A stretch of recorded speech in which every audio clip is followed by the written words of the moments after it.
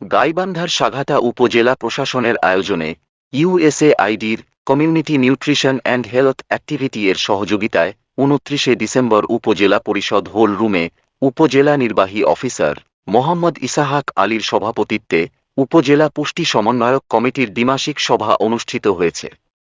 উক্ত সভায় বক্তব্য রাখেন উপজেলা সহকারী কমিশনার ভূমি মনোরঞ্জন বর্মন, উপজেলা স্বাস্থ্য ও পরিবার পরিকল্পনা কর্মকর্তা ডাক্তার সাজিয়া আফরিন, উপজেলা কৃষি সম্প্রসারণ অফিসার হারুন অর রশিদ, উপজেলা প্রাথমিক শিক্ষা কর্মকর্তা আবদুল্লাহ সাফি, উপজেলা জনস্বাস্থ্য কর্মকর্তা মামুনুর রশিদ, প্রাণী সম্পদ কর্মকর্তা আশরাফুল আলম, প্রকল্প project officer Mohammad Abdul Sattar, Jumarbari UP chairman Aminul Islam, Mohammad Shahidul Alam, Farid Ahmed প্রমুখ।